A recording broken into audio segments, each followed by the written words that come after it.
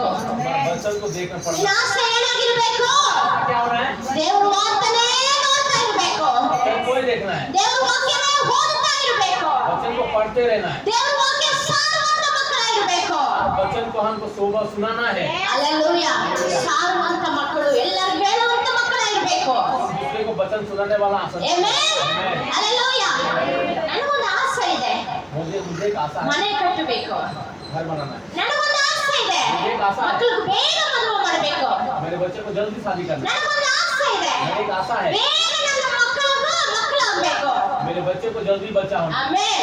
ಪ್ರಪಂಚದಲ್ಲಿ ಎಲ್ಲರಿಗೂ ಒಂದು ಆಸೆ ಇದೆ. ये दुनिया में सबको एक आशा है। ದೇವರ ಮಕ್ಕಳೇ, ಇವತ್ತಿನ ಎಲ್ಲರಿಗೂ ಒಂದು ಆಸೆ ಇರಬೇಕು. परमेश्वर के संतान ಇವತ್ತಿನ ಮೆಡಿಟೇಷನ್ ಚರ್ಚಿಗೆ ಒಂದೇ ಆಸೆ. एक आशा ನಾವು होना। ಆರಾಧನೆ ಮಾಡುವಂತ ದೇವರು ಒಂದೇ ದೇವರು. एक ही परमेश्वर, ನಮ್ಮ ಮೇಲೆ ಇರುವಂತ ರಕ್ತ ಒಂದೇ ರಕ್ತ. रहने वाला परमेश्वर द्वारा एक ही खून है।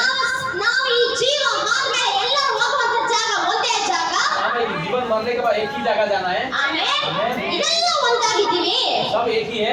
ಆಸೆ ಮಾತ್ರ ಯಾಕೆ ಎಲ್ಲರಿಗೂ ಬೇರೆ ಬೇರೆ ಇದೆ? तो आशा सबको अलग अलग क्यों है?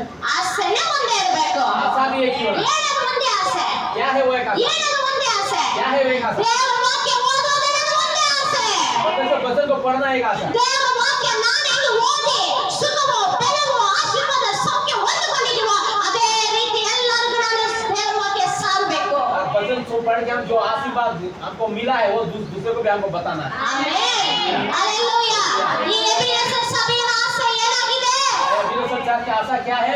ಏನಾಗಿದೆ? क्या है? ಕಾಲಗತಿಯಲ್ಲಿ ಇರೋರೆಲ್ಲರಿಗೂ जो अधिकार में रहने वाला सबको ದೇವರ ವಾಕ್ಯ ಸಾರೋದೇ ನನ್ನ ಆಸೆ. और उस सबको परमेश्वर वचन सुना के ಸೈತಾನ ಬಂಧನದಲ್ಲಿ ಇರುವಂತ ಒಬ್ಬೊಬ್ಬರ ಆತ್ಮಗಳಿಗೆ शैतान को बंधन में लेके एक आत्मा ದೇವರ ವಾಕ್ಯ ಬೆಳಗ್ತಾ ಇರುವಂತ ವಾಕ್ಯ ತೋರಿಸೋದೇ ನನ್ನ ಆಸೆ. उसको ज्योति को वचन को उसको दिखाना है। ಹಲ್ಲೆಲೂಯಾ. ಹಲ್ಲೆಲೂಯಾ. ದೇವರು ಹೇಳ್ತಾ ಇದ್ದಾರೆ, ಪ್ರಿಯ ಮಕ್ಕಳೇ, परमेश्वर बोल रहा है, प्रिय संतान ನನ್ನ ಕಡೆ ತಿರುಗಿರಿ, मेरे पास आओ, ನನ್ನ ಆತ್ಮವನ್ನು ಕೊಟ್ಟು मेरे आत्मा देखे, ನನ್ನ ವಾಕ್ಯವನ್ನು ನಿಮಗೆ ತಿಳಿಸುತ್ತೇನೆ. मेरे वचन आपको दूंगा मैं। ஹalleluya. என் வார்த்தையை உங்களுக்கு நான்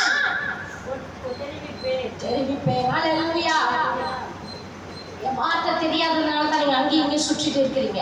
ನನ್ನ ವಾಕ್ಯ ಗೊತ್ತಿಲ್ಲದ್ರೆ ನೀವು ಇಷ್ಟು ಬಂದ ರೀತಿಯಲ್ಲಿ ಓಡಾಡ್ತಾ ಇದ್ದೀರಾ. वचन नहीं सुना तो तुम अपना इच्छा में आप चल रहे हो। ನನ್ನ ವಾಕ್ಯ ನಾನು ಕೊಡ್ತೇನೆ, मैं आपका वचन दूंगा, ಇನ್ನು ಮುಂದೆ ये इसके आगे ನನ್ನ ವಾಕ್ಯ ಪ್ರಕಾರ ನಡೆಯಿರಿ. मेरे वचन के हिसाब से चलो। ಹalleluya.